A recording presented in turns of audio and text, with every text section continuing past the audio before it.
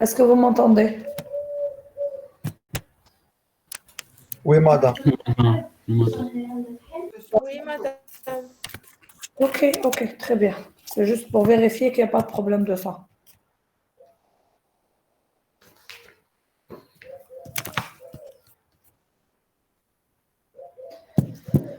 Alors, on revient au cours. On reprend le cours. Là, on l'a laissé la dernière fois. Donc, on a vu jusqu'à maintenant comment on déclare une classe, comment on définit les attributs, on déclare les attributs, comment on définit, on déclare les méthodes. Maintenant, on va voir la machine de création des objets, comment elle fonctionne à l'intérieur. C'est-à-dire, qu'est-ce qui se passe lorsque je crée des objets, qu'est-ce qui se passe lorsque j'alloue des objets. Donc, c'est l'objectif du cours aujourd'hui. Alors, la déclaration nom de la classe non objet permet de déclarer un objet sans le créer.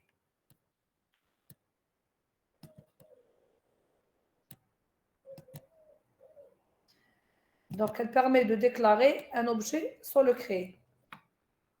Elle permet d'allouer une case mémoire destinée à recevoir la référence de l'objet, l'adresse mémoire de l'espace qui sera alloué à ces attributs.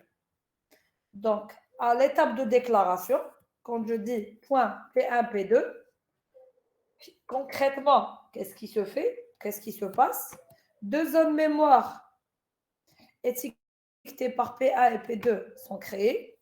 Ces zones mémoire ont une valeur non significative, c'est ce qui a été représenté par point d'interrogation, parce que les objets correspondants n'ont pas encore été créés. Donc, ces deux cases mémoire réservées aux entités de type .P1 et P2 qui vont servir au stockage des références, c'est-à-dire des adresses physiques des objets. Puisque les objets correspondants n'ont pas encore été créés, vous avez dans l'emplacement des références des points d'interrogation. Qu'est-ce qui va permettre de donner une signification à ces références? C'est l'instanciation.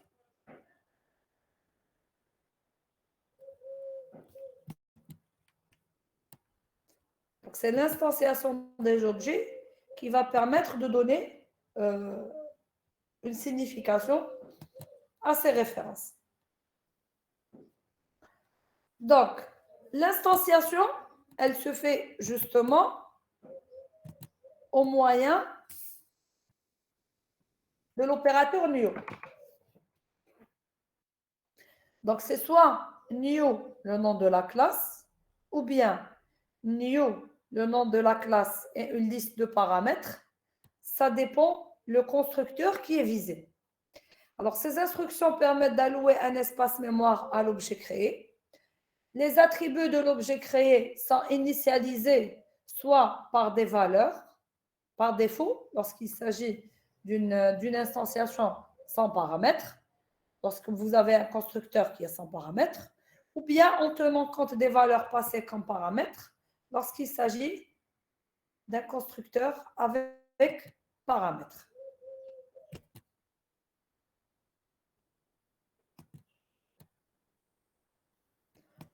Donc, toujours avec les exemples, le même exemple qu'on traite depuis le début du cours. Donc, la classe point. La classe point vert, c'est celle qui possède un constructeur. Donc, point P2 reçoit new point 3 et 5.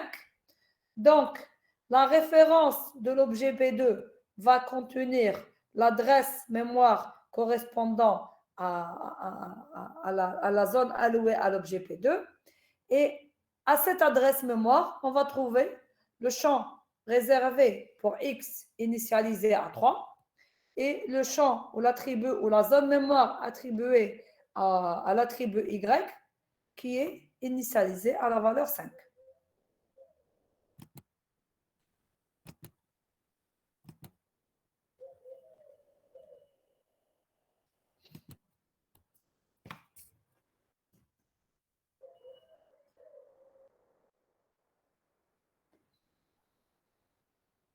Donc, c'est l'instanciation qui permet de créer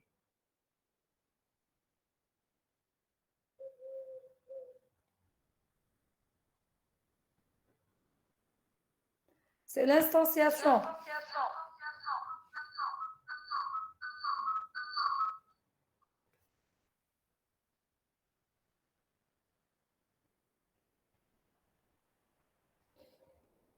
C'est l'instanciation qui permet de créer physiquement l'objet et c'est les arguments du constructeur qui permettent d'initialiser les champs correspondants, les attributs correspondants. Donc l'exemple ici concerne l'utilisation du constructeur explicite. Si je passe maintenant à l'exemple suivant, l'utilisation de la classe point qu'on a écrit en bleu et qui n'a pas de constructeur. Donc, on utilise le constructeur implicite. Quand j'utilise ce constructeur, donc point P2 reçoit new point. Toujours un espace nécessaire à l'objet est alloué. Les attributs sont initialisés à des valeurs par défaut et la référence de l'objet va être aussi initialisée avec l'adresse physique en mémoire de l'objet correspondant. Est-ce que c'est compris jusqu'à maintenant? Oui ou non?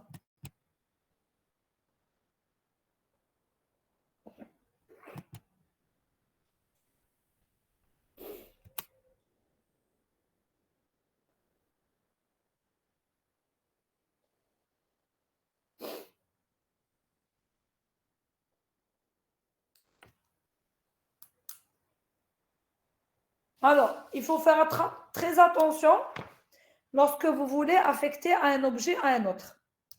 Alors, on a tendance à croire que l'affectation, ça va être une affectation au sens objet, mais en réalité, lorsqu'on travaille avec des références, l'affectation, elle va plutôt concerner les adresses et non pas les objets. Donc, avec cet exemple, vous allez mieux comprendre.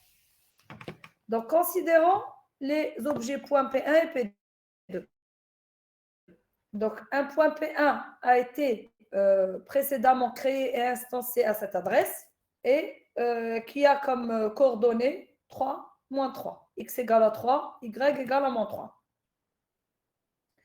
Un autre point P2 qui a été instancié à cette autre adresse et qui possède comme coordonnées X égale à 3 et Y égale à moins 3. Alors, on vous demande de dérouler les instructions suivantes. P1.x et P2.y P1.affiché et P2.affiché. Alors, quel est le résultat du déroulement?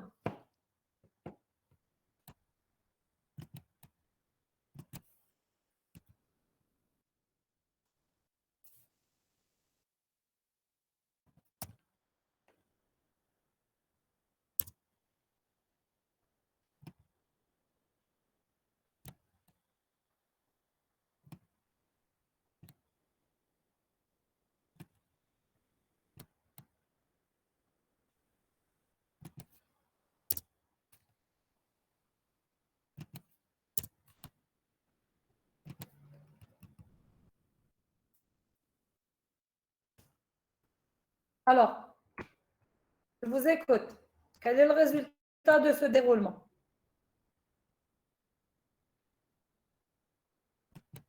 Donc, le x du P1 sera incrémenté. Donc, on va voir ici. P1. C'est les coordonnées 4. 3. P2 fois Y plus, donc P2, il est de coordonnées. Donc 3 et moins 2. D'accord? Donc, l'affichage ici, ça va être X égale à 4, y égale à moins 3. Et ici, comme affichage, on va avoir x égale à 3 et y égale à moins 2.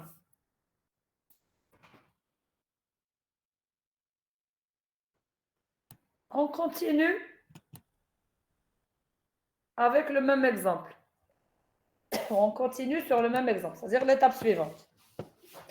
Si je fais P2 reçoit P1, on a tendance à croire que lorsque je fais P2 reçoit P1, c'est l'objet P2 qui reçoit tout l'objet P1.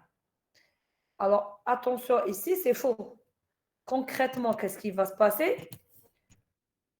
C'est la référence de l'objet P2 qui va recevoir la valeur de la référence de l'objet P1.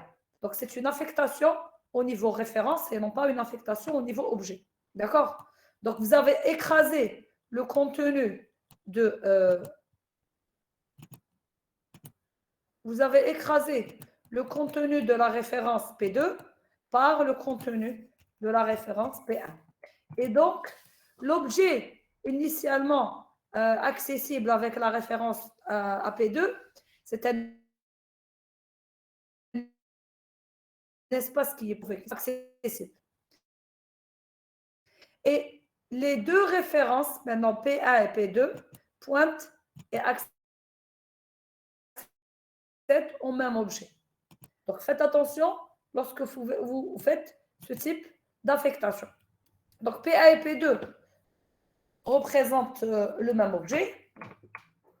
L'espace initialement réservé pour l'objet P2 est perdu et il sera éventuellement récupéré par un programme spécial en gestion de la mémoire qu'on appelle Garbage Collector, qui permet de récupérer les zones mémoire qui n'ont pas été accédées depuis longtemps pour dire qu'elles sont libérées.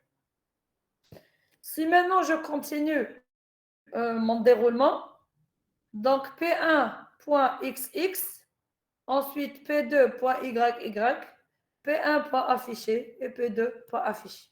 Alors, on va continuer notre déroulement et voir ce qui se passe ici.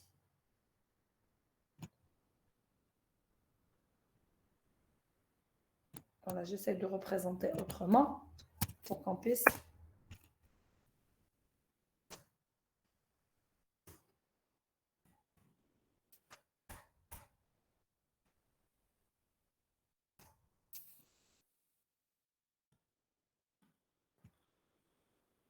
Voilà. Alors, quand je fais P1.xx, c'est l'attribut x de l'objet P1 qui est incrémenté. Donc, on aura P1, 5.3. P2, c'est lui-même l'objet P1. Ça va être 5.2. P1 fois affiche, ça va être x égale à 5, y égale à moins 2. Et P2.affiche, ça va aussi être la même chose, puisque les deux références permettent d'accéder au même objet. On modifie avec la référence P1 ou on modifie avec la référence P2. Les deux permettent d'accéder au même objet. Est-ce que vous avez compris? Faites attention à l'affectation. C'est une affectation au niveau référence et non pas une affectation au niveau objet. Même pour la comparaison, si vous voulez comparer, est-ce que P1 est égal à P2, ça va être une comparaison au niveau référence et non pas une comparaison au niveau objet. on n'a pas la possibilité de comparer les objets ou les attributs des objets directement en faisant appel aux références uniquement. C'est la raison pour laquelle, dans la majeure partie des cas, on implémente dans chaque classe une fonction égale qui permet de comparer les objets entre eux. C'est-à-dire pour savoir si deux objets sont égaux en termes d'attributs et non pas en termes de référence. Donc, si vous mettez P2 égale à P1, c'est aussi une comparaison en termes de référence pour comparer est-ce que la référence de P2 elle est égale à la référence de P1. Même lorsque vous faites system.out.println P1 ou P2, ça va être un affichage de la référence et non pas un affichage de l'objet. C'est la raison pour laquelle aussi, dans toutes les classes, vous devez implémenter une méthode pour l'affichage. Donc, je vous ai dit, system.out.println, elle sait convertir les types primitifs en chaîne de caractères pour pouvoir afficher le message correspondant. Mais pour les types que vous définissez vous-même, vous devez également définir comment devra s'effectuer l'affichage. Est-ce que c'est compris? Oui ou non? Oui. D'accord, très bien. Réagissez pour que je sache que vous êtes présent, vous n'êtes pas en train de dormir.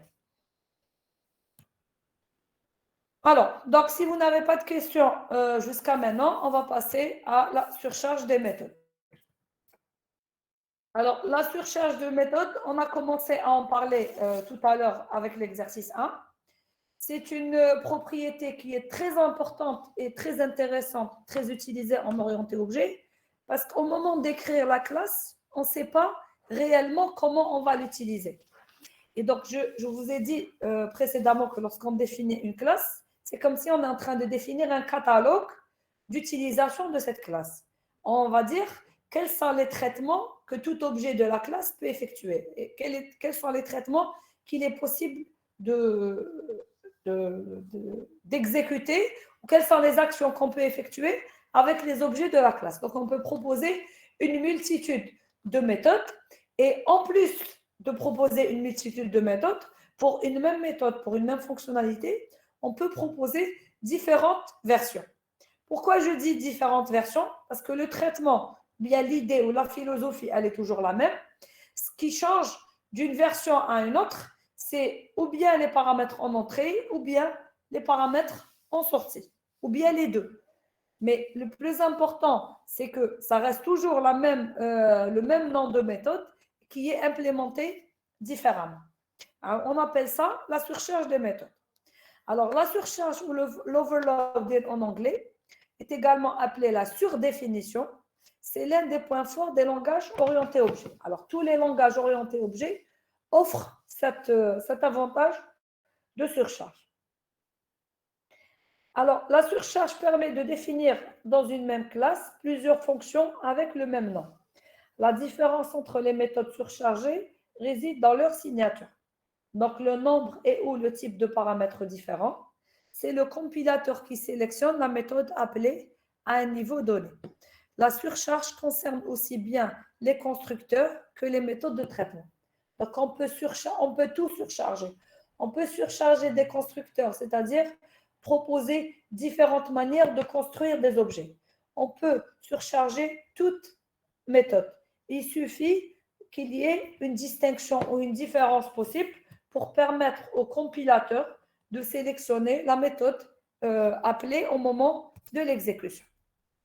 Alors, par exemple, ici, dans la classe point, vous avez les attributs XY. On peut avoir un premier constructeur sans paramètres et sans instruction. Donc, on va uniquement faire l'allocation et l'initialisation aux valeurs par défaut. On peut avoir un deuxième constructeur. On peut surcharger le constructeur, cette fois-ci avec des paramètres en entrée. Et donc, on initialise les attributs X et Y en tenant compte des paramètres en entrée X et Y aussi. la même chose avec la méthode déplacée. On peut proposer différentes manières de déplacer. Soit on déplace avec deux distances différentes, xv et yv. C'est-à-dire que x, il sera déplacé avec une certaine distance et y sera déplacé avec une autre distance éventuellement différente. On peut proposer une autre version dans laquelle x et y subissent le même déplacement et à ce moment-là avec une seule distance double d. On peut aussi proposer une troisième version dans laquelle le déplacement est par rapport à un point. Donc, on reçoit un point en entrée, on déplace x par rapport à la coordonnée x du point P et on déplace y par rapport à la coordonnée y du point P.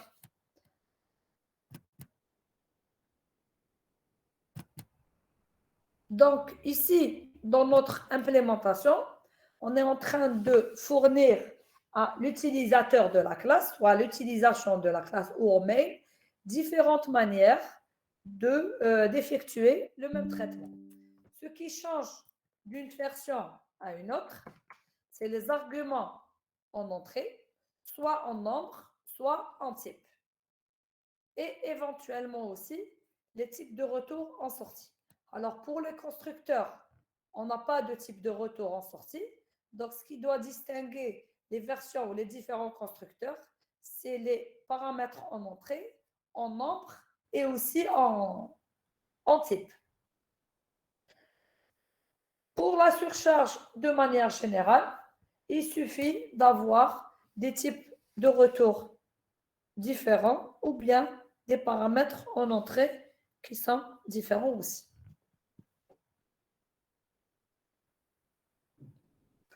Est-ce que vous avez compris pour le moment pour la surcharge? Oui. D'accord. Très bien. Pas de questions? Bon, je reviens à chaque fois au chat. Alors, ça veut dire quoi public void? Alors, le void, c'est pour dire que ça n'a pas d'argument en sortie. Et public, c'est comme quand on a vu public static void main, c'est-à-dire que c'est une méthode qui est accessible de partout. On verra par la suite en cours les différents qualificatifs qu'on peut utiliser pour une méthode et pour les attributs et même pour les classes. Donc, vous avez public, private, protected et default. Pour le moment, tout est public. Jusqu'à ce qu'on puisse spécifier le verrouillage nécessaire à chaque spécificité de données. La surcharge, elle concerne les constructeurs et les méthodes de traitement. D'accord. Ici, dans l'exemple, on a deux constructeurs. On a un constructeur sans argument et on a un constructeur avec argument et avec valeur initiale. Je peux rajouter un troisième constructeur.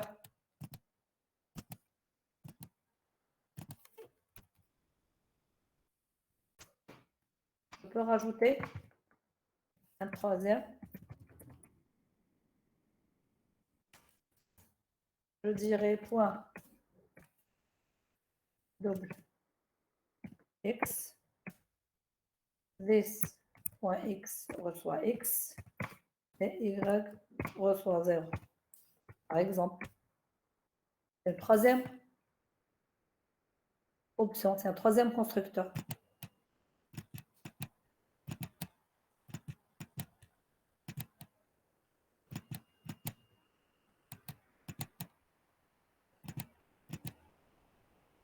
Donc, la surcharge, elle concerne toutes les méthodes, y compris les constructeurs.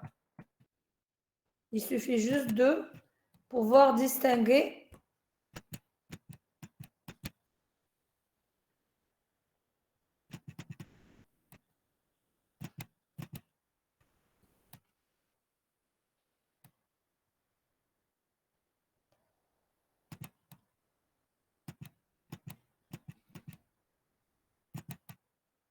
Alors, j'essaie de réduire l'espace pour avoir un meilleur affichage.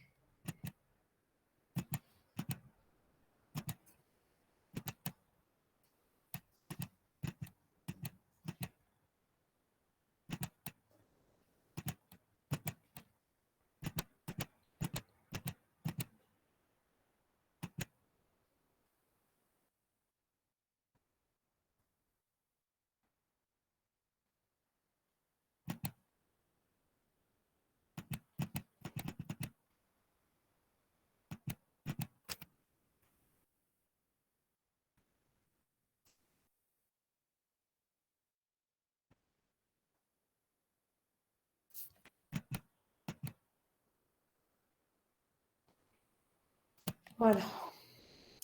Là, ça reste lisible. Donc, la surcharge des méthodes, elle peut concerner toutes les méthodes, y compris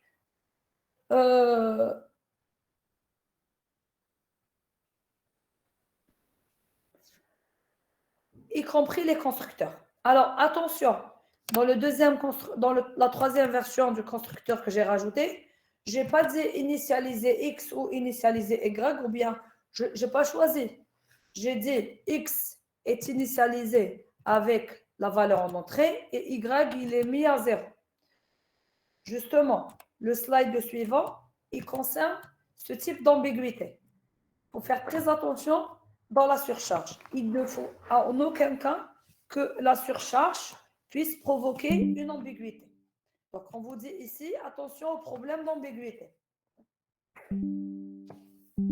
Alors, considérons ces deux méthodes. Alors, void déplacé, double x, double y. Et int déplacé, double xx et double y.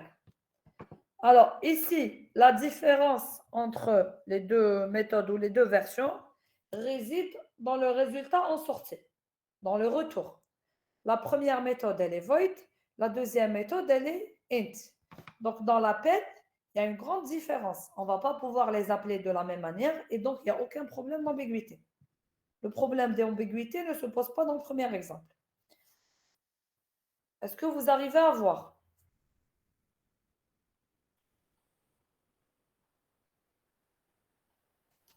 Oui ou non?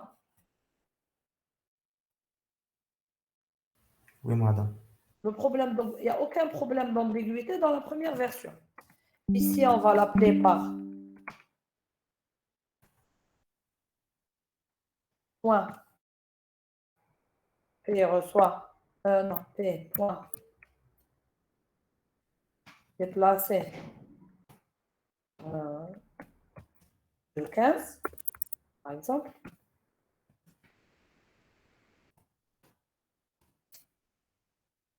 Et la deuxième méthode, X reçoit, non, je dirais P reçoit P point déplacé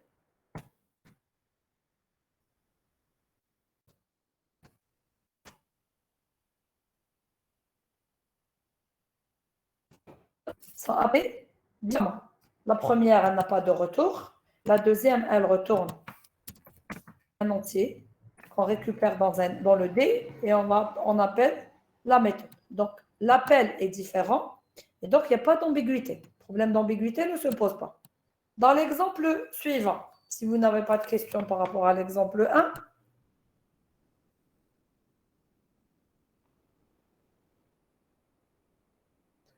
dans l'exemple 2, vous avez int f qui prend comme argument une variable de type int et une variable de type double. Et une autre méthode int f qui prend comme argument de type double, ensuite un autre argument de type int. Alors ici, il y a un sérieux problème d'ambiguïté. Vous allez voir pourquoi.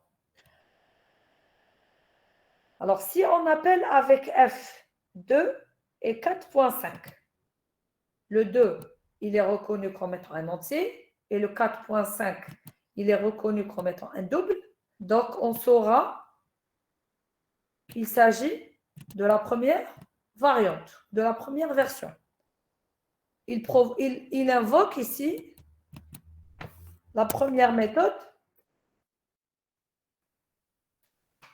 pour la première fonction f.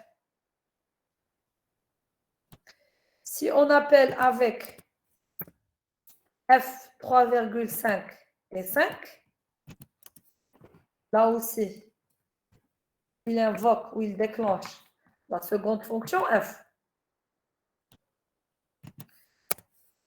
Mais si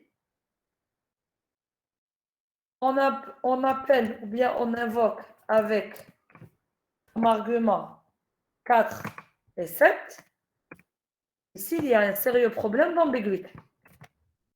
Pourquoi il y a un sérieux problème d'ambiguïté? Parce que le 4, il correspond au type int et il correspond au type double aussi. Et le 7, il correspond au type int et il correspond au type double. Donc, les arguments qu'on a pour l'appel sont le type plutôt, ce n'est pas les arguments, c'est les types d'arguments qu'on a dans l'appel peuvent provoquer une ambiguïté, surtout pour les types emboîtés.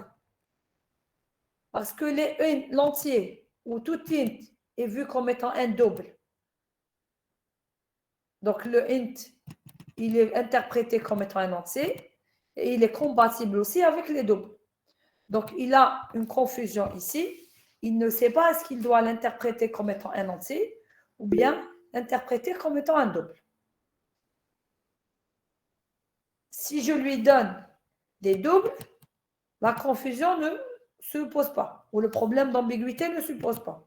Mais si je lui donne des entiers uniquement comme argument et dans les deux versions, il doit distinguer quel est l'entier et quel est le double pour pouvoir décider laquelle des versions est ciblée par l'appel, à ce moment-là, il y a un sérieux problème d'ambiguïté. Est-ce que vous avez compris?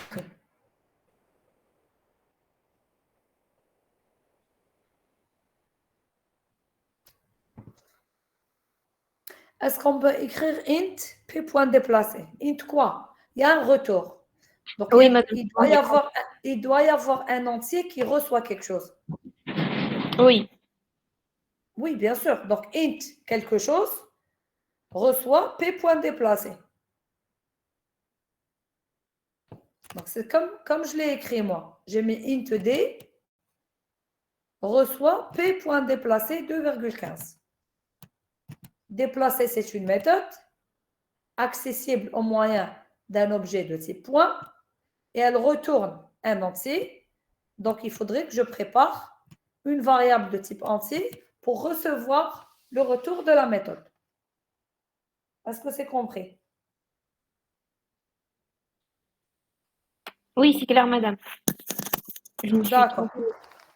Ok, très bien. Est-ce que c'est compris pour le problème d'ambiguïté? Est-ce que vous voyez le problème d'ambiguïté qui se pose ici? Oui. Donc, si vous avez des types qui sont emboîtés ou qui sont compatibles les uns avec les autres, faites attention pour pouvoir distinguer les méthodes au moment de l'appel. Soit vous utilisez un type d'appel, un type de retour qui est différent, soit vous rajoutez un argument supplémentaire pour avoir une version à 2 arguments et une version à 3 arguments où il sera possible de distinguer les deux.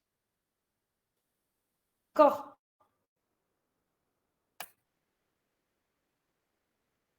Madame, il y a une question, Fjord.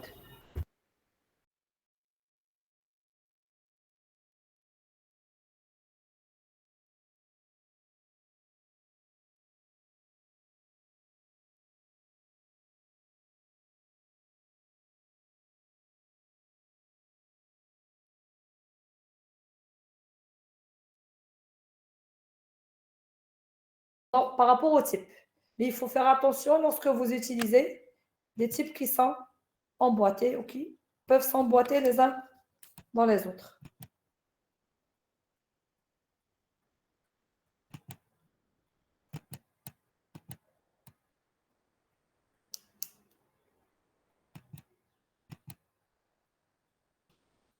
Alors, si on fait rentrer deux doubles, alors là, il n'y a pas d'ambiguïté, c'est une erreur carrément.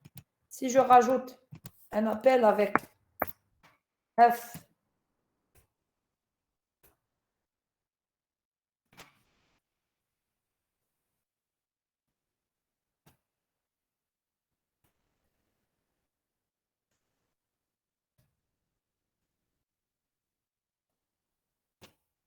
ici carrément,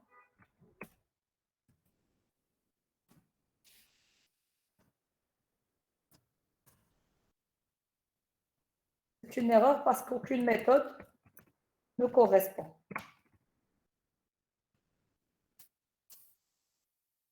Il ne peut pas convertir les doubles en int.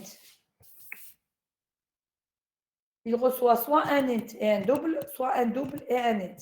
Il ne peut pas recevoir de double parce qu'on n'a pas une méthode qui supporte de double. Est-ce que c'est compris?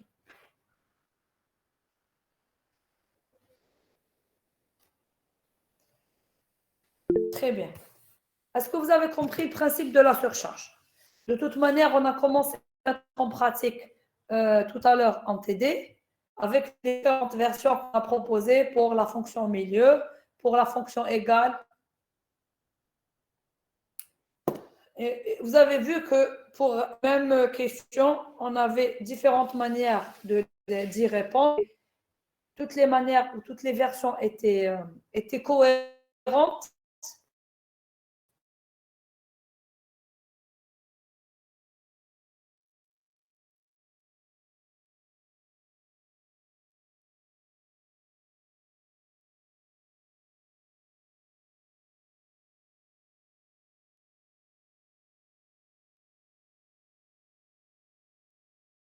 De la classe par la suite.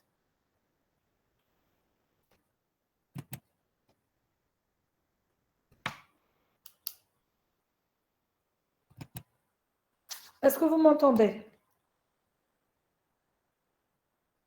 Donc, oui, madame. Oui, madame. Est-ce que vous m'entendez?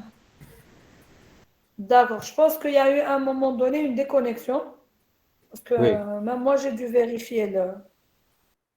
OK. Alors, est-ce que vous avez besoin de reprendre? Pourquoi il n'y a pas d'ambiguïté dans l'exemple 1? Alors, il n'y a pas d'ambiguïté dans l'exemple 1 parce que le type de retour, il est différent. La première méthode, elle est void et la deuxième méthode, elle est int. Alors, dans la partie droite de l'exemple, vous avez l'appel. La première version, elle est appelée uniquement avec l'objet courant, p.déplacé de 15. Et la deuxième version, elle a besoin d'un entier supplémentaire pour recevoir le retour. Donc, int_d reçoit p.déplacé de 2,15. Donc, même si les deux versions ont les mêmes paramètres en entrée, puisqu'il s'agit d'un type de retour qui est différent, donc il n'y a pas d'ambiguïté dans l'utilisation et dans l'exploitation. À la lecture de l'instruction, on sait s'il s'agit de la version qui a un retour ou bien de la version qui n'a pas de retour. Pour ça qu'il n'y a pas d'ambiguïté. Est-ce que c'est compris?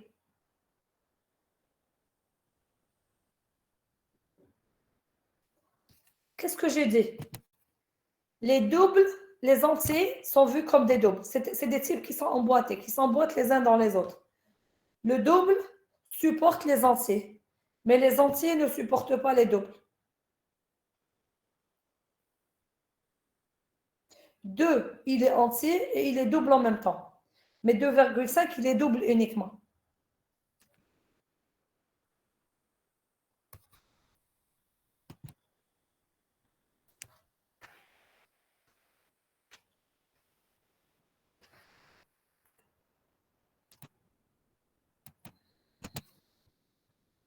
Bien sûr, oui. Le point P doit être instancé. Sinon, je n'ai pas de coordonnées pour pouvoir déplacer. Bien sûr. C'est juste que je n'ai pas eu suffisamment d'espace pour pouvoir l'instancer. Il faut d'abord l'instancier, ensuite déplacer. Ça va de soi.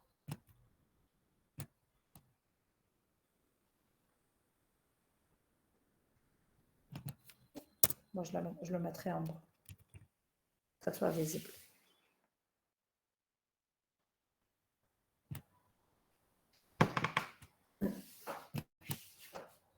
Est-ce que c'est compris pour cette histoire d'ambiguïté?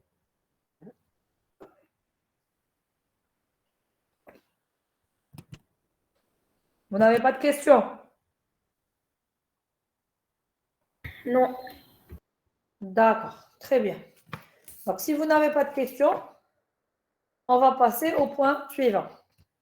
Alors, le point suivant concerne aussi l'instance courante, donc l'utilisation du this.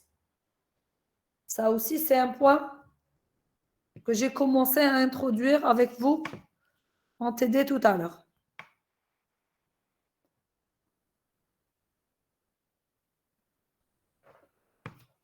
Alors, dans le corps d'une méthode d'un objet, le mot-clé this désigne l'instance sur laquelle est invoquée la méthode, c'est-à-dire l'objet qui a appelé la méthode. Ainsi, this est l'objet en cours d'utilisation. En d'autres termes, this représente l'objet auquel s'applique la méthode. Alors, vous avez ici un exemple. Vous avez un code dans la partie gauche et vous avez son interprétation dans le tableau représenté dans la partie à droite. Donc, dans l'exemple, vous avez 3 points, P1, P2 et P3. P1 est instancié avec les coordonnées 3 et 4. Instance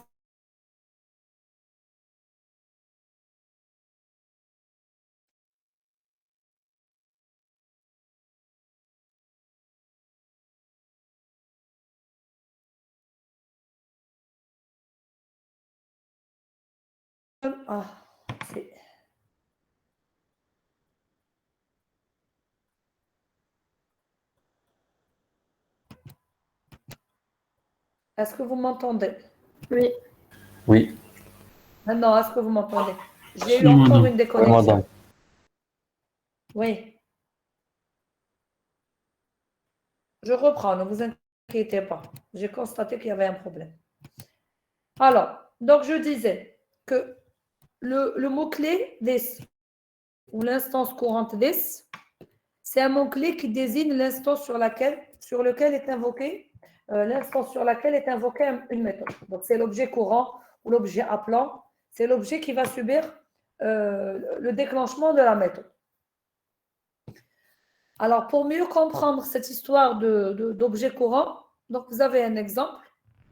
3 points P1, P2 et P3. P1 est instancié avec les coordonnées 3 et 4. P2 est instancié avec les coordonnées -3, -4. Et P3 est instancié avec les coordonnées 0 et 4. Est-ce qu'il n'y a pas de problème avec le son? C'est bon, vous arrivez à me suivre? Oui. Oui, madame. D'accord, très bien. Alors, donc, dans la partie droite de l'exemple, vous avez un tableau. Vous avez une instruction d'invocation d'une méthode donnée avec un objet donné. On va voir le message affiché et on va voir que représente l'objet courant, que représente le this pour cette instruction. Alors, P1, point affiché. Donc, c'est l'affichage de l'objet P1. Message affiché, x égale à 3 et y égale à 4, vu que P1 était instancié avec les coordonnées 3 et 4.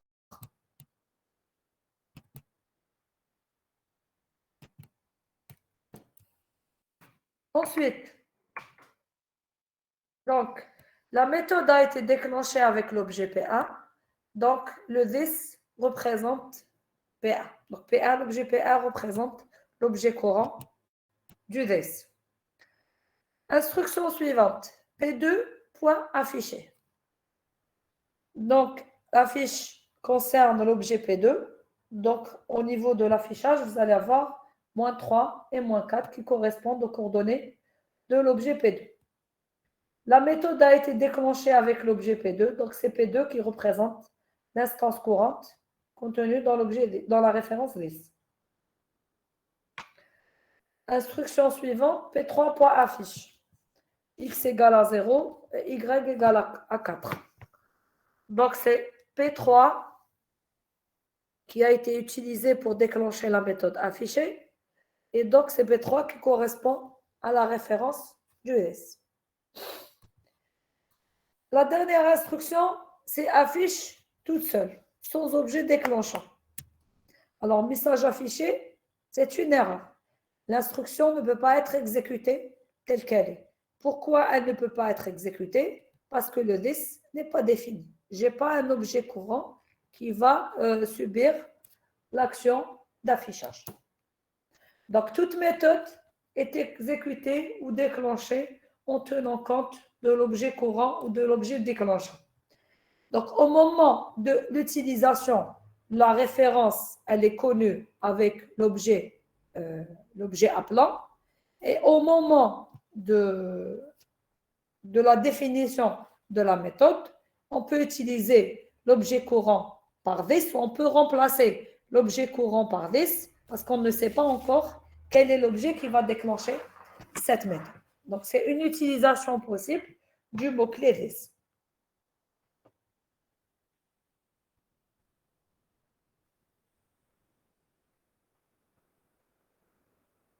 Est-ce que vous avez compris?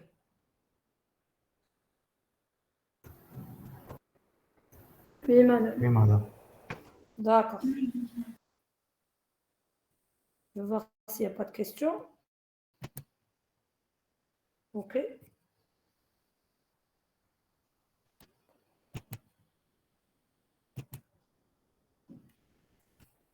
Donc, si vous n'avez pas de questions, on va continuer encore avec l'exemple. Donc, on va dérouler et interpréter.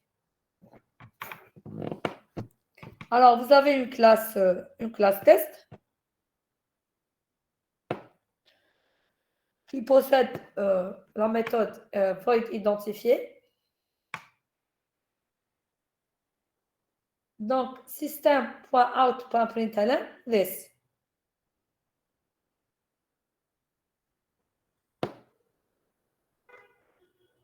Donc, on va afficher l'objet courant. Alors, je vous ai dit, quand j'implique un objet dans l'affichage, c'est-à-dire system.out.println, c'est l'adresse ou la référence de l'objet qui sera affichée et non pas le contenu de l'objet. Donc, on ferme la classe et on rajoute on ferme la méthode identifiée et on rajoute une méthode de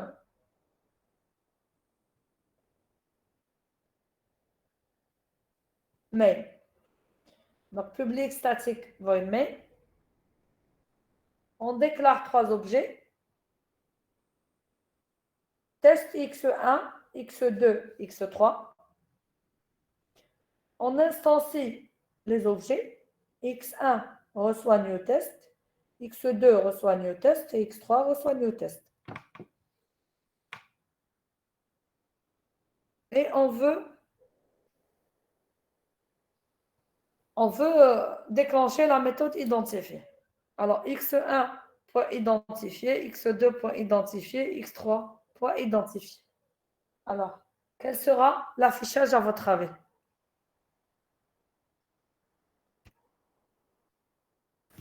Les adresses تاع x1 x2 x3. Comment?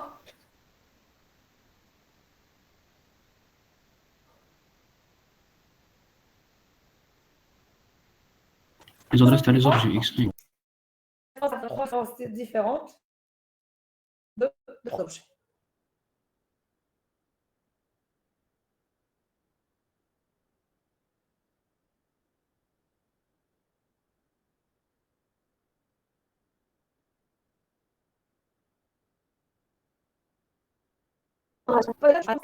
Donc, s'il s'agit d'un message, elle affiche le message tel qu'il est.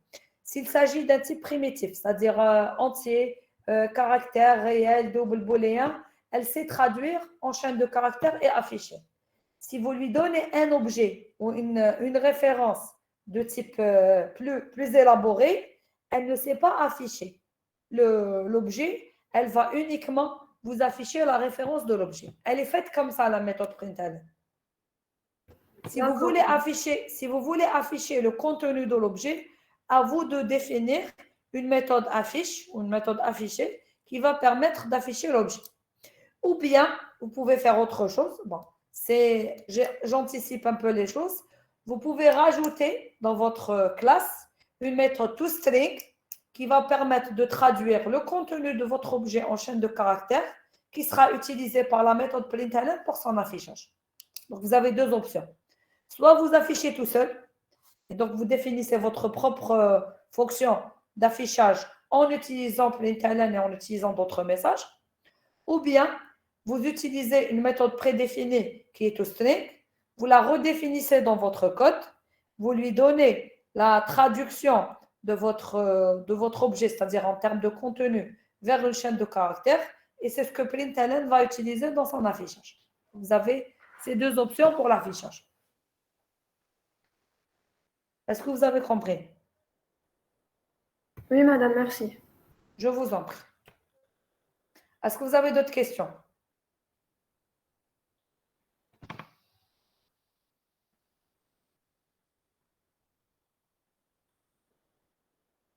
Est-ce que vous avez d'autres questions? Oui ou non?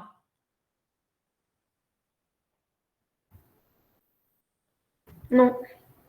D'accord. Alors, par contre, moi, j'ai une remarque. Bon, je m'attendais que vous fassiez la remarque.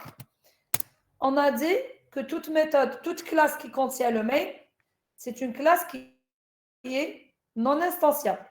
Donc, si je rajoute dans la classe test le main, à aucun moment je pourrais faire des new tests. Donc, ça signifie que je suis obligé de rajouter une classe supplémentaire. Je vais appeler exécution, dans laquelle je vais rajouter mon main. Sinon, l'invocation ne pourra pas se faire.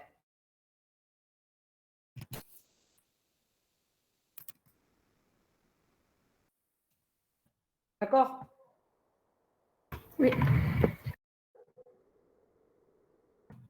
Mais il doit exister.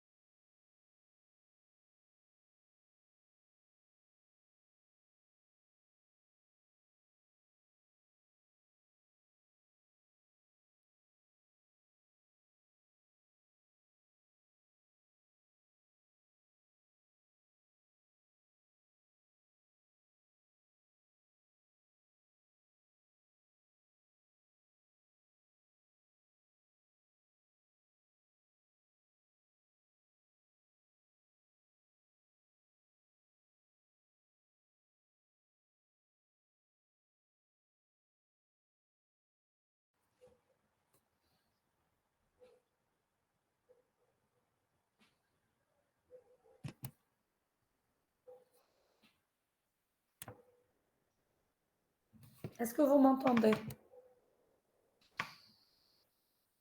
Oui, madame. Madame. Bah, je ne sais pas ce qu'elle a ma connexion aujourd'hui. Hein. Alors, je reprends. Ne vous inquiétez pas. Donc, je disais que la remarque ou bien l'interprétation supplémentaire qu'il fallait rajouter dans ce code, c'est que le main ne peut pas exister dans une classe. Madame, le partage. Oui, le partage est parti. D'accord. D'accord. Ne vous inquiétez pas.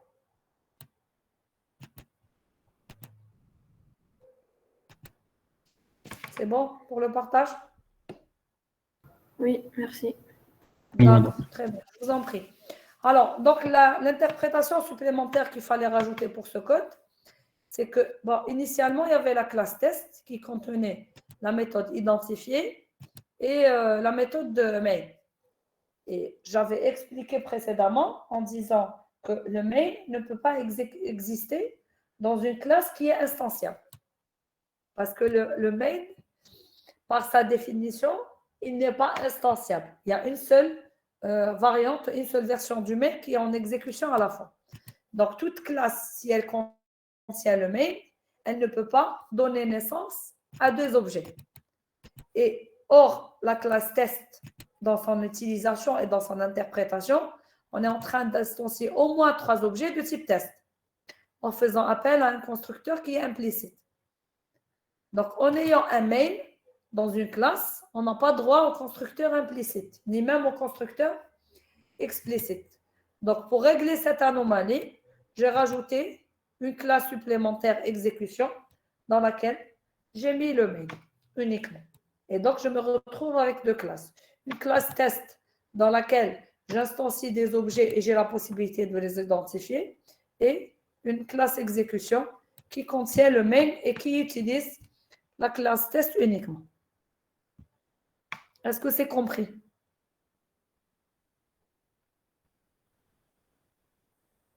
Oui, Ok, très Oui, bien. madame. Est-ce que vous avez des questions? Pas de questions. On continue. Alors, très bien. Maintenant, avec l'utilisation, une autre utilisation de l'instance courante this. Le mot-clé this est utilisé pour distinguer entre un nom d'attribut et un nom de paramètre dans le cas où ils sont identiques. C'est le même exemple qu'on a vu tout à l'heure avec le constructeur. Donc, vous avez la classe point avec les coordonnées x, y, et dans le constructeur, vous avez double x, double y. Donc, si vous mettez x reçoit x et y reçoit y, le compilateur ne déclarera pas d'erreur et les valeurs d'attributs ne changent pas. Donc, vous croyez que vous êtes en train de faire une affectation d'attributs, mais en réalité, les valeurs, elles ne changent pas. Donc, pourquoi? Parce qu'il y a une ambiguïté dans l'interprétation des x et des y. Donc, pour lever l'ambiguïté, il suffit de changer les noms des paramètres en entrée. Donc, vous allez utiliser A ou B, ou bien vous allez utiliser l'instance courante pour distinguer entre le x de l'instance et le x du paramètre en entrée. Donc, this.x pour l'attribut x de l'instance courante et this.y pour l'attribut y de l'instance courante. Donc, comme on l'a vu tout à l'heure avec l'exemple du TD. Est-ce que c'est compris?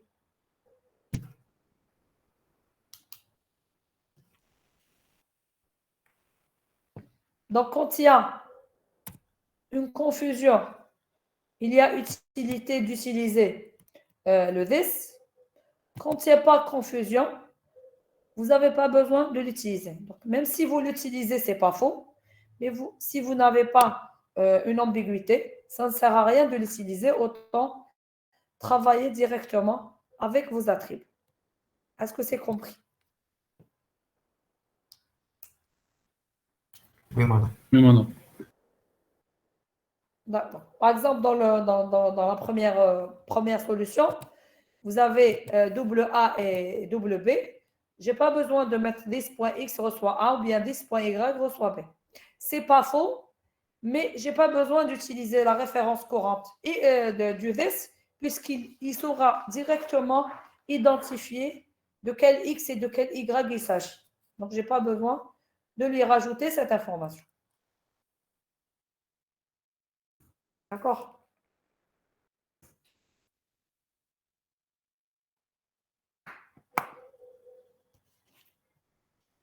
Alors, on utilise aussi la notion d'instance courante si une méthode a besoin d'utiliser ou de manipuler la référence de l'objet courant. Si par exemple, on veut écrire une méthode qui compare deux points et rend celui qui a l'abscisse minimale. Donc là, vous avez une comparaison entre deux points. Vous déterminez lequel est l'abscisse minimale et vous rendez ce point. Vous retournez ce point. Donc, dans la classe point, vous avez double x, double y, c'est les coordonnées.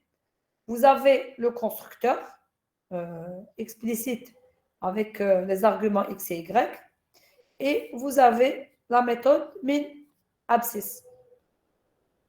Alors, elle retourne un point et elle utilise un point.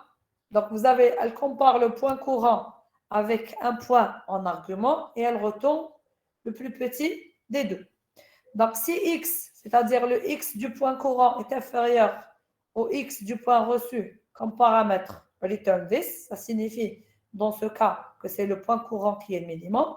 Sinon, return p. Est-ce que vous avez compris cette méthode?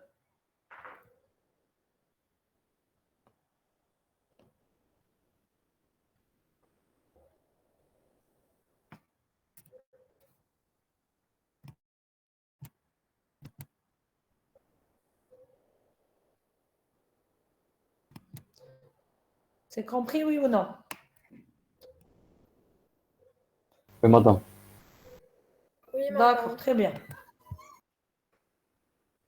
Donc, on peut dérouler le code suivant.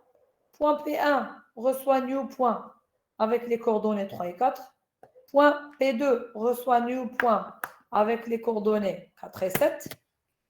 Alors, on peut composer les appels de méthode grâce à cette histoire d'instance courante. Donc, P1.min ABS P2 point affiché. C'est-à-dire que le résultat du premier appel, du premier déclenchement de la méthode, va faire l'objet de l'affichage. C'est-à-dire P1.min ABS de P2 doit forcément retourner un point et ce point sera affiché par la suite. Donc, j'aurais pu le faire en deux étapes, mais on peut également l'écrire de cette manière grâce à la composition des méthodes et grâce aussi à l'instance courante. Donc, l'instance courante pour l'affichage, il s'agit d'un objet de 6 points. Ce n'est pas un point que j'ai déterminé préalablement, mais c'est un point qui va être le résultat de cette méthode. Et donc, je l'afficherai par la suite. D'accord?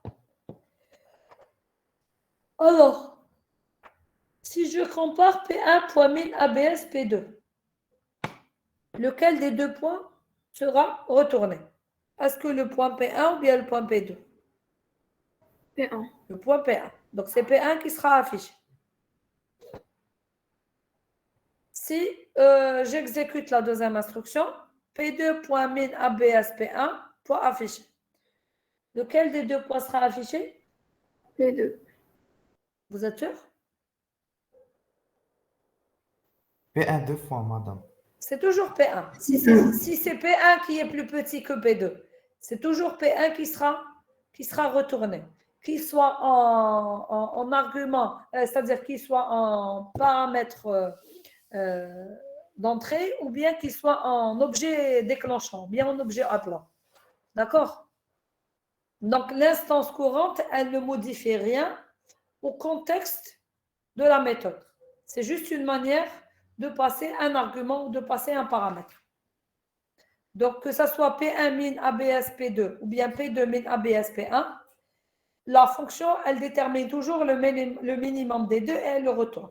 Qu'il s'agisse de P1 et de P2. Donc, quel que soit le sens dans lequel la méthode elle est appelée, le résultat en sortie est toujours le même. Donc, ce sera toujours P1.affiche et P1.affiche. Donc, dans les deux appels. Est-ce que vous avez compris?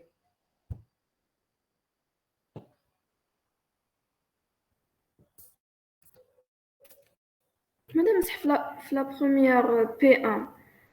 P1.min ABS P2 affiche.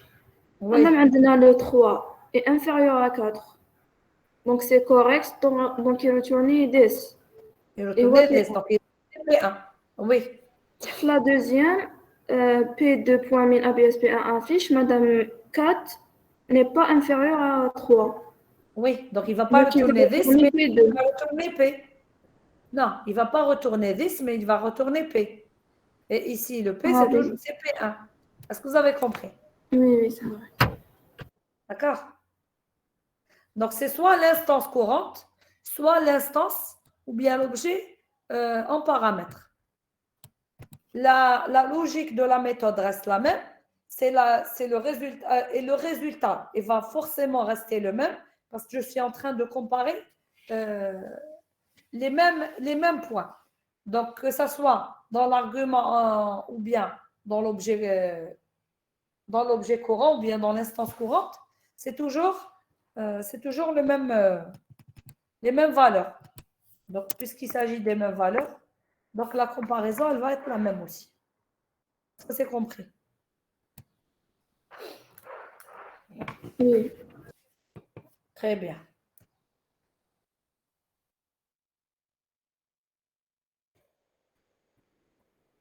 Alors, donc si vous avez compris ce dernier point sur l'instance courante, donc on va passer au passage des paramètres. Bon, depuis tout à l'heure, on est en train de parler de passage par paramètre. Donc, on va réellement aborder maintenant cette histoire de passage des paramètres à une méthode. Alors, pour passer des paramètres à une méthode, vous avez deux modes, soit le passage par valeur, soit le passage par référence. Alors, on appelle passage par valeur un appel de méthode qui recopie les arguments lors de l'appel de la méthode. Et on appelle passage par référence un appel de méthode qui copie l'adresse sur la pile des arguments lors de l'appel de fonction. Alors, le deuxième mode d'appel, c'est commencer lorsque vous utilisez les pointeurs. Vous récupérez uniquement l'adresse et à partir de l'adresse, vous accédez physiquement à l'emplacement en mémoire et vous faites les opérations de lecture et écriture correspondantes. Alors, on vous dit en Java, il n'y a pas de passage par référence. Le passage se fait uniquement par valeur. Donc, même si vous êtes en train de manipuler des références, mais vous n'êtes pas en train de les manipuler en tant qu'adresse. Ces références, elles sont toujours conservées dans une certaine variable qui correspond à la référence de l'objet. En réalité, l'objet, il est représenté par deux zones mémoire. La zone mémoire qui correspond à l'emplacement physique de l'objet où vous avez les différents attributs et une zone mémoire supplémentaire qui va servir pour stocker l'adresse de l'objet. Donc, si on perd le lien entre la référence et l'objet physique, on perd le lien vers l'objet. Mais la référence, on l'utilise, on la copie toujours quelque part dans une variable pour pouvoir l'utiliser et pour pouvoir la manipuler. C'est la raison pour laquelle on vous dit qu'en Java, il n'y a pas de passage par référence. Le passage se fait uniquement par valeur. Comme un objet est manipulé par son adresse, sa référence, donc sa référence est recopiée comme une valeur.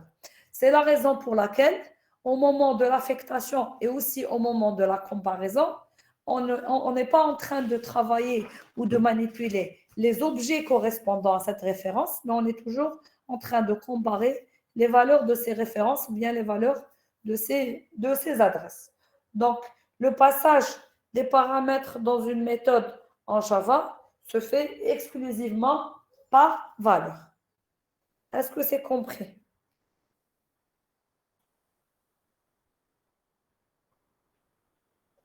C'est compris, oui ou non? Oui, madame. Oui, madame.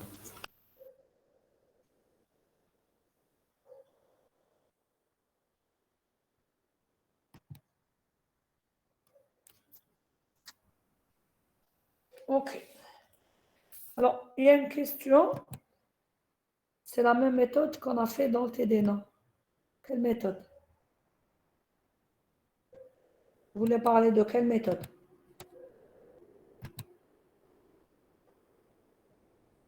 On n'a pas encore fait de méthode de comparaison en TD. Donc, on s'est arrêté en TD avec la symétrie. Voilà, donc on n'a pas On n'a pas fait de comparaison par rapport ni à l'abscisse ni à l'ordonnée. De toute manière, en TD, vous avez besoin de comparer l'égalité.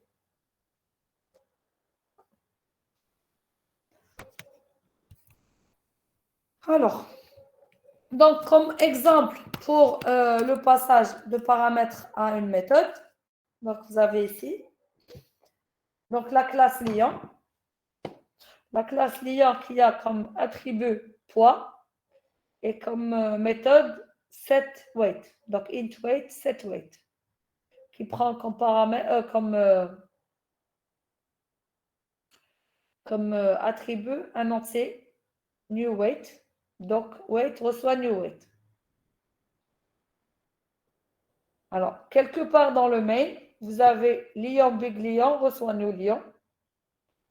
Int big Lyon weight reçoit 250.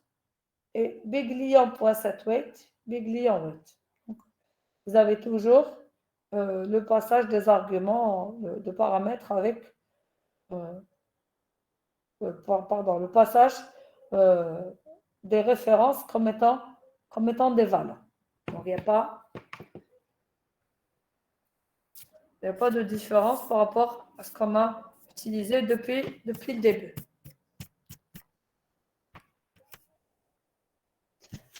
Est-ce que vous avez des questions par rapport au passage de paramètres?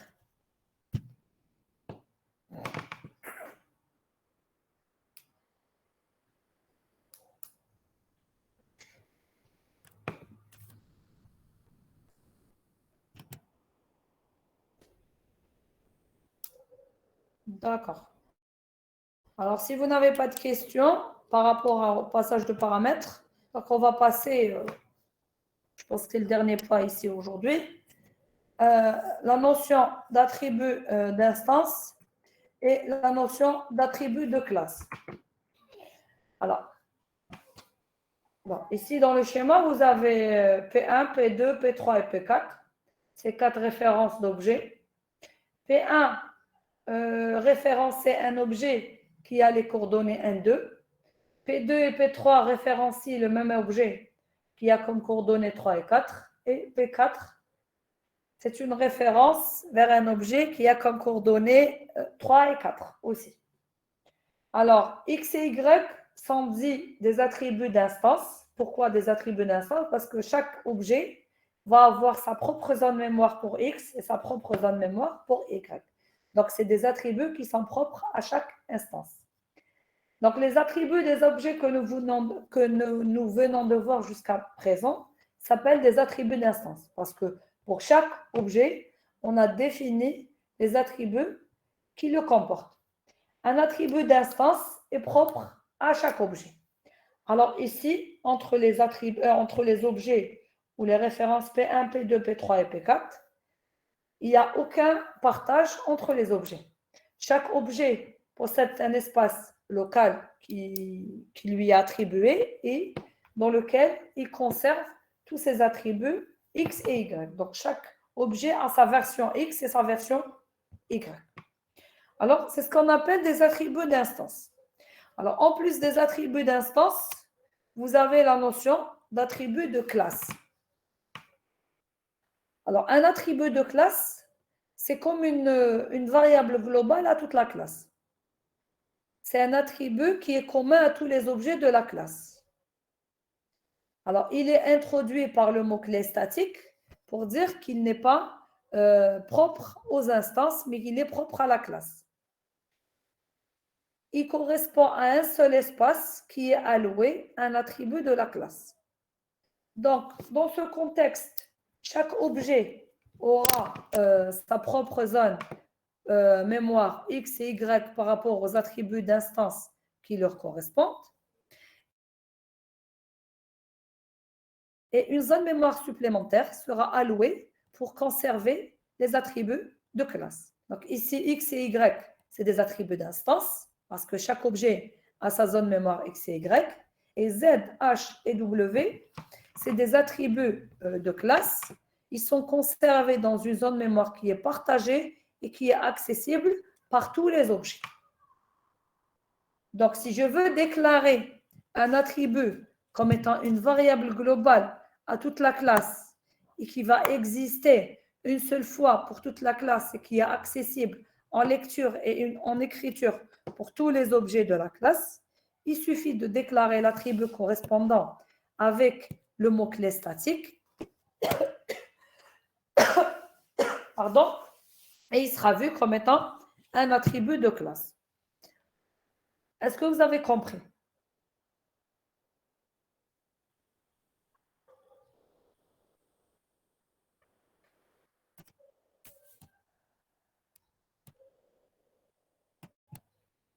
Oui, madame. On a compris. Oui, je vais répéter le dernier point, ne vous inquiétez pas.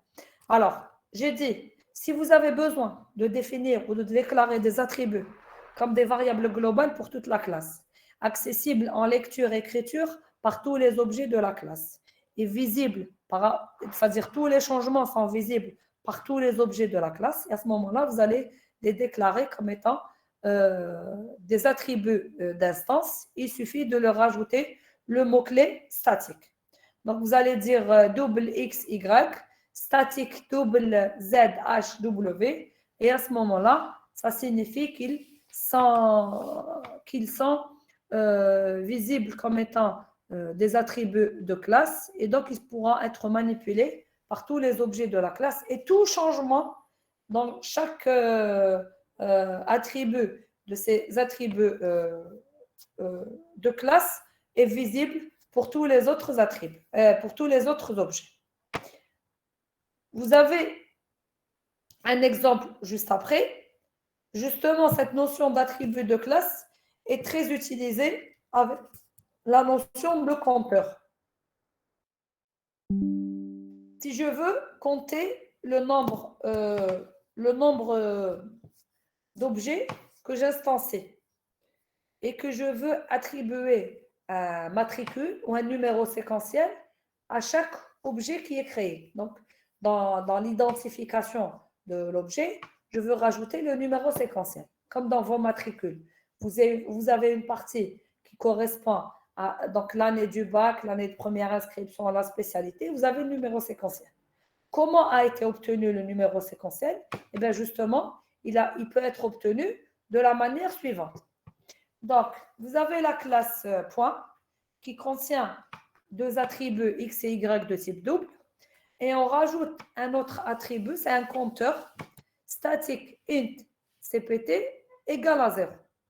Alors, il est statique, c'est-à-dire qu'il est propre à la classe et non pas propre aux instances. Il est de type entier, son nom c'est cpt, et c'est une déclaration avec initialisation, donc on initialise à 0. Pourquoi on a eu besoin de l'initialiser à 0? Parce que c'est un compteur qu'on a besoin d'incrémenter à chaque instantiation. Donc, à chaque fois qu'on appelle le constructeur, on va incrémenter le compteur. Et vous avez un numéro séquentiel, int num, il est propre à chaque objet. Donc, le compteur, il est visible pour toute la classe, mais le numéro séquentiel, il est propre à chaque objet. Donc, je récupère la valeur du compteur et j'initialise avec le numéro séquentiel. Donc, attendez, ici, il y a un point virgule qui manque.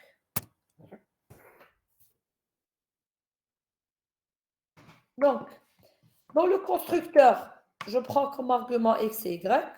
Donc, this.x reçoit x, this.y reçoit y. À chaque fois que j'instancie un objet, j'incrémente le compteur. Je récupère la valeur actuelle du compteur avec laquelle je vais initialiser le numéro séquentiel.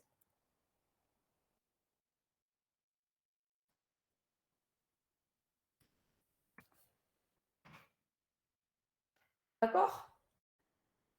Alors, en plus du constructeur, je rajoute une méthode supplémentaire, l'affichage.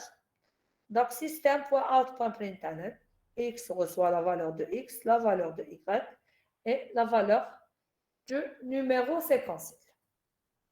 D'accord?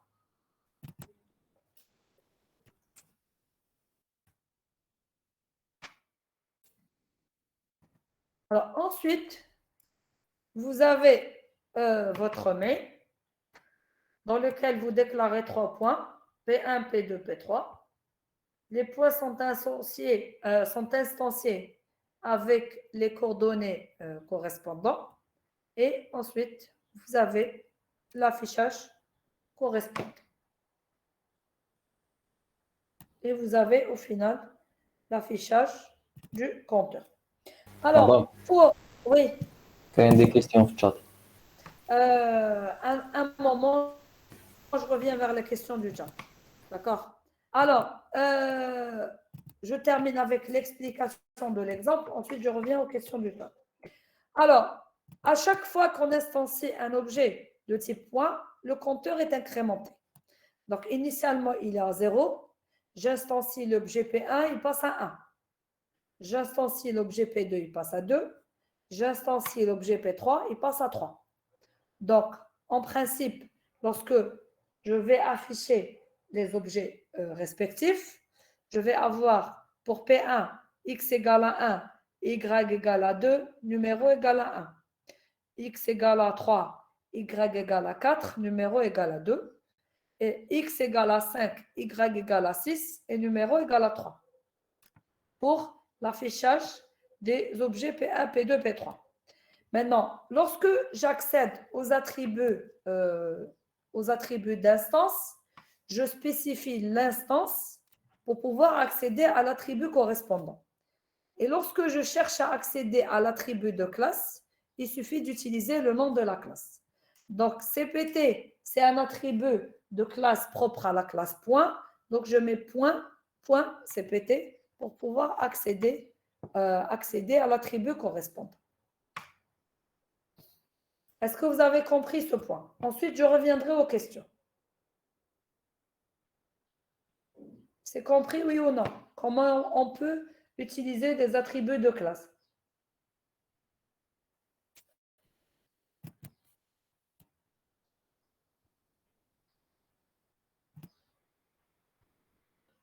Alors, donc la variable CPT n'est pas visible que par la classe point. Alors, je n'ai pas dit que la variable CPT n'est visible que pour la classe point. Non, je n'ai pas dit ça. À aucun moment, je n'ai parlé de visibilité. J'ai juste dit que c'est un compteur qui correspond à une variable globale à la classe. Donc, sa valeur, lorsqu'elle est modifiée, elle est visible par tous les objets de la classe. À aucun moment, j'ai parlé de visibilité.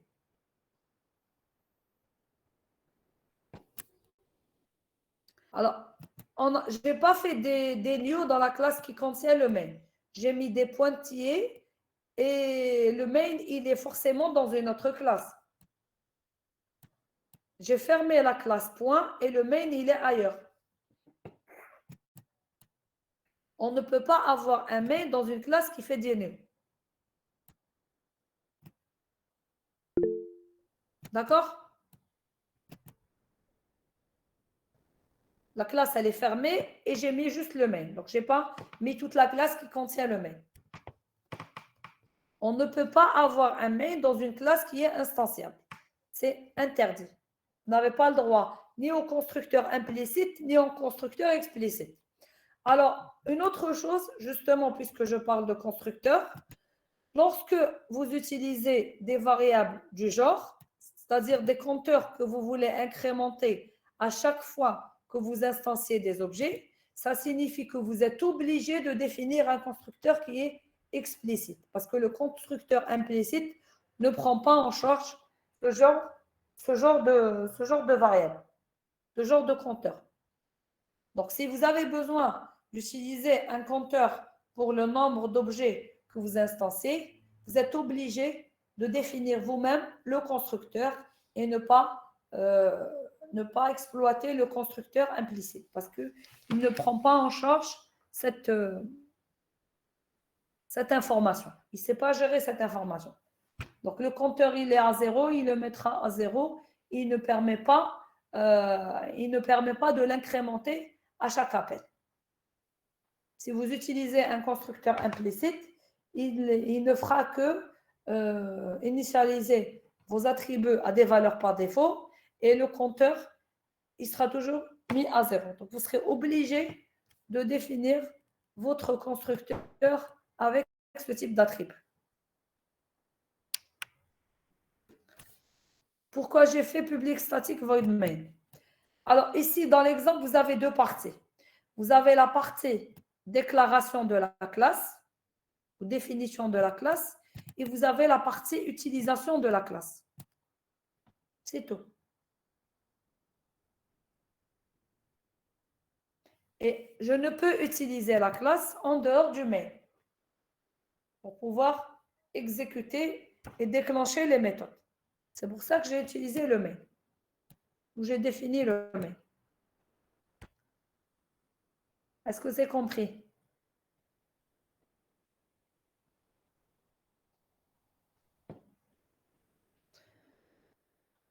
Ok, très bien. Est-ce que vous avez d'autres questions?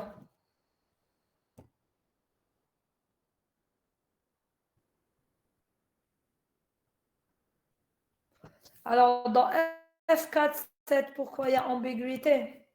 Je remonte. Attendez.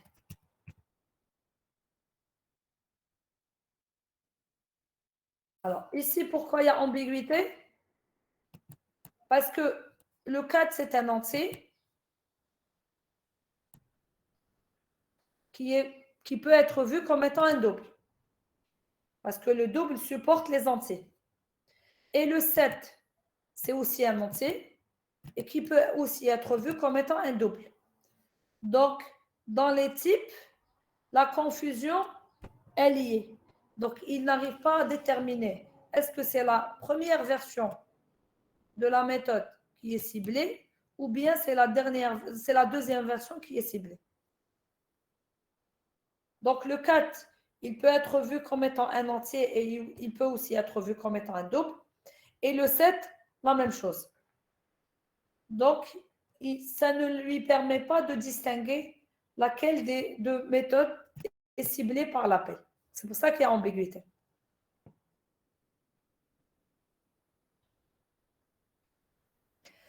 Alors, non, je ne peux pas afficher à partir d'une variable locale.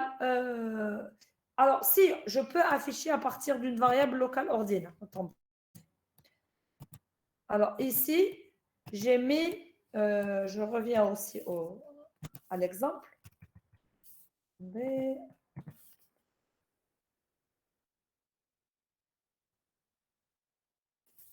Alors, ici, j'aurais pu faire P1.cpt ou bien P2.cpt ou bien P3. C'est la même chose. Mais pour qu'à la lecture du code, on puisse distinguer la différence entre les variables d'instance et les variables de classe, il est recommandé de faire appel aux variables de classe avec le nom de la classe, juste pour que je puisse distinguer. Les attributs d'instance, on est sûr qu'on ne peut pas y accéder avec le nom de la classe. J'ai besoin de spécifier une instance avec laquelle j'y accède. Donc, c'est valable pour le X, le Y et le num. Si je veux accéder au compteur, je peux y accéder avec le nom de la classe, comme je peux y accéder avec le nom des objets. Si j'y accède avec le nom des objets, une personne à la lecture du code, elle ne pourra pas voir qu'il s'agit d'un attribut de classe.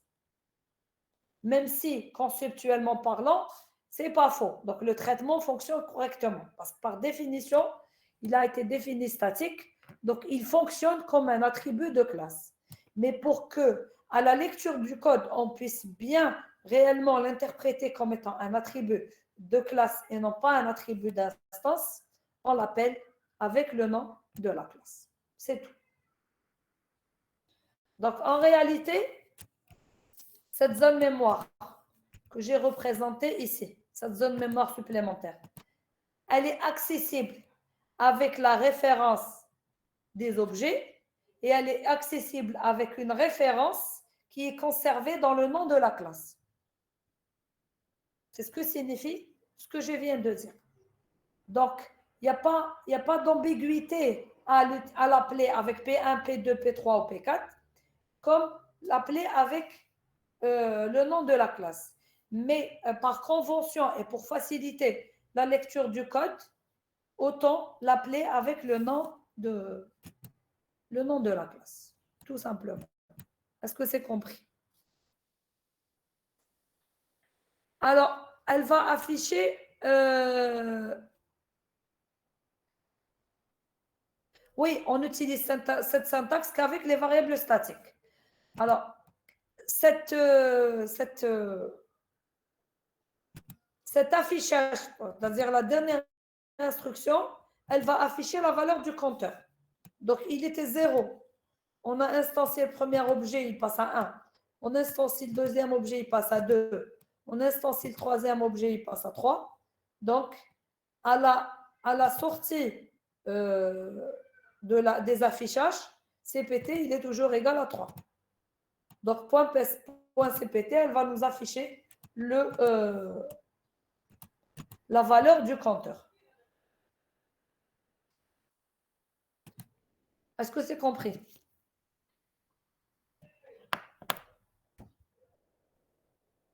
Comment ça, le nombre de variables allouées? Je n'ai pas compris votre question.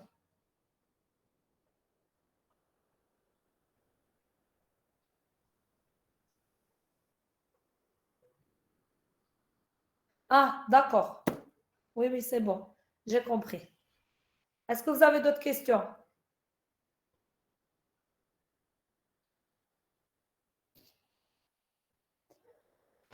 Ok, je vous remercie. Si vous n'avez pas d'autres questions, on se revoit la semaine prochaine. Bon, j'essaierai d'arranger les problèmes de TP demain, Inch'Allah, surtout pour les deux groupes qui n'ont pas encore d'assistant de TP. Donc, je verrai ça avec l'administration demain, Inch'Allah, s'ils peuvent vous affecter un enseignant le plus rapidement possible pour que vous puissiez être au même niveau que vos camarades. D'accord? Si vous avez des questions, n'hésitez pas à les poster sur la Classroom pour que je puisse y répondre.